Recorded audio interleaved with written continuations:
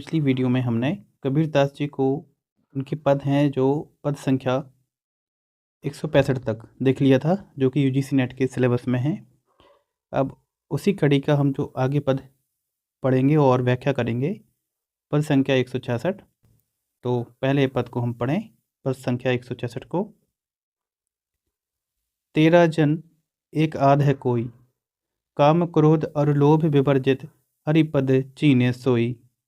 राजस तामस सात्विक तीनों, ये सब तेरी माया। चौथे पद को जे जन चीने, तिन्हीं परम पद पाया। अस्तुति निंदा आशा छाणे, तज मान अभिमाना। लोहा कंचन सम कर देखें, ती मूरत भगवाना।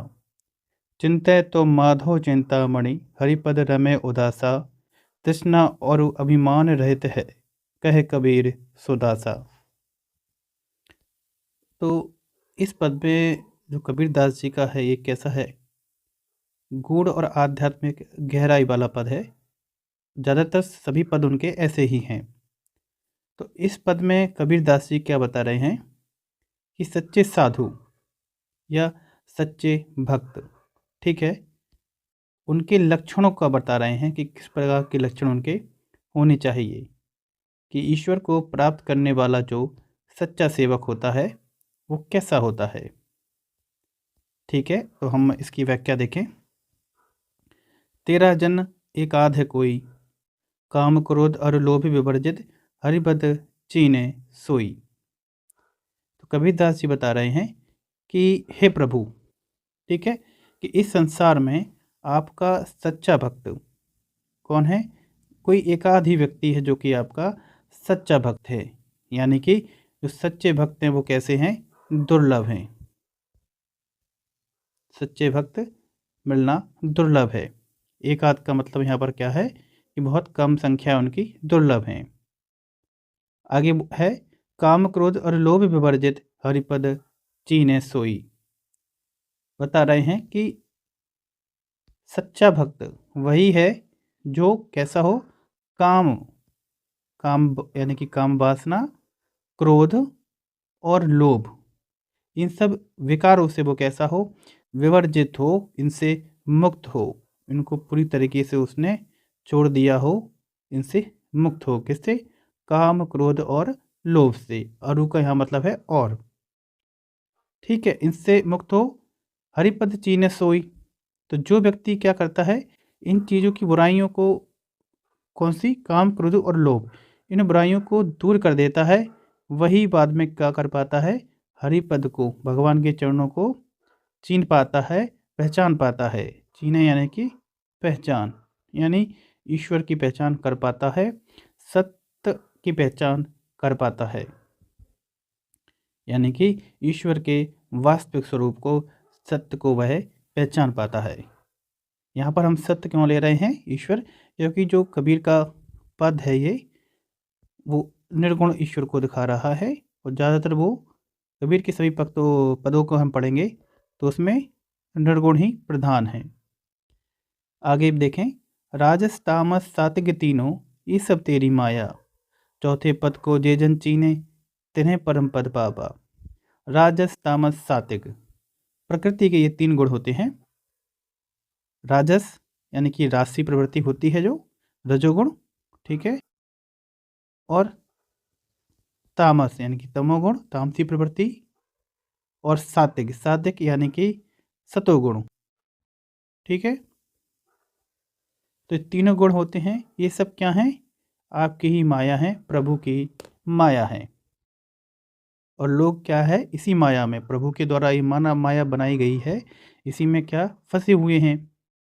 चौथे पद को जे जन चीने, तिन्हीं परम पद पाया। और बता रहे हैं कि जिसने चौथे पद को, किसको? चौथे पद को। चौथा पद यहाँ पर कौन है? इसको हम कह सकते हैं तुरीय अवस्था कहते हैं। क्या कहते हैं? तुरीय अवस्था। और परीक्षा में पूछा जाए चौथी पद की यहाँ पर क्या मतलब है? तुरीय अवस्था, या उसको गुणातीत अवस्था भी कहते हैं, ठीक है। तो गुणातीत अवस्था को पहचान लेता है। जो लोग इस अवस्था को पहचान लेते हैं वही क्या करते हैं? परम पद को पाते हैं, यानी कि मोक्ष को पाते हैं। किसको पाते हैं? मोक्ष को प्राप्त करते हैं उन्हें सत्य का ज्ञान होता है, ब्रह्म का ज्ञान होता है, या फिर निर्गुण ब्रह्म में लीन हो जाते हैं, जो चौथे पद को पहचान जाता है। आगे है स्तुति निंदा आशा छाड़े तजे मान अभिमाना, लोहा कचन समीकर देखे ते मूरत भगवाना। कह रहे हैं कबीरदास जी कि जो सच्चा संत होता है वो व्यक्ति अपनी अस्तुति यानी कि स्तुति, अपनी तारीफ सुनकर, ठीक है, और निंदा, अपनी निंदा या बुराई, आशा, ठीक है, दूसरों से वो आशा नहीं रखता है, इन सब चीज़ों को वो क्या कर देता है, छोड़ देता है। उसे फ़र्क नहीं पड़ता कि आप उसकी तारीफ कर रहे हैं तो वो खुश हो रहा है, आप उसकी निंदा कर रहे हैं तो वो गुस्सा मान रहा है, बुरा मान रहा है, और ना ही वो आपसे किसी प्रकार की आशा रखता है। किससे? संसार से या किसी भी व्यक्ति से, ठीक है। तजे मान अभिमाना, और वो सभी प्रकार के मान अभिमान यानी कि अहंकार, इसका वो क्या कर देता है, पूरी तरीके से त्याग कर देता है। और लोहा कचन समी कर देखे ते मूर्त भगवाना, उसकी दृष्टि में लोहा हो या कच्चन हो, कंचन हो यानी कि सोना हो, दोनों कैसे हैं, समी हैं यानी कि बराबर हैं। उसके लिए दोनों में भेद नहीं है, किसमें, लोहा और सोना में, यानी कि उसे धन संपत्ति का कोई लोभ नहीं होता है।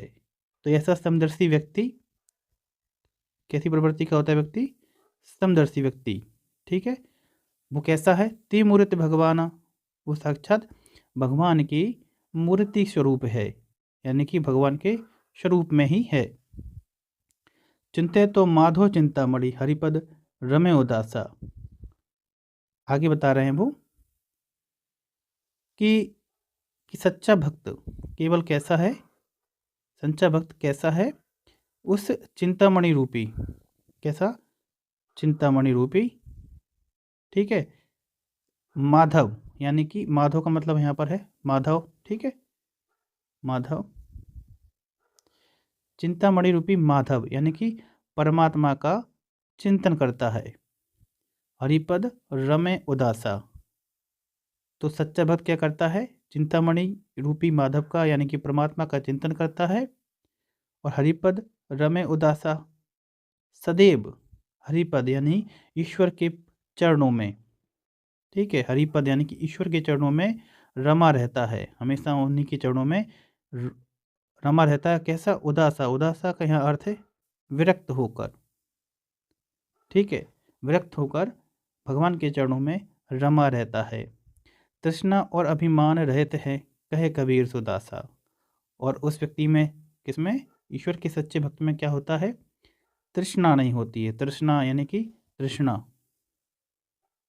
किसी भी प्रकार की तृष्णा नहीं होती है, यानी कि लालच नहीं होता है, अभिमान उसके पास नहीं होता है। तृष्णा और अभिमान रहते कहे कबीर सुदासा, तो जिस व्यक्ति में क्या नहीं होती है, तृष्णाएँ नहीं होती हैं, यानी कि उसकी इच्छाएं नहीं होती हैं, अभिमान नहीं होता है, वास्तव में वही कौन है, ईश्वर का सच्चा दास है, ईश्वर का सच्चा दास है, सच्चा सेवक है।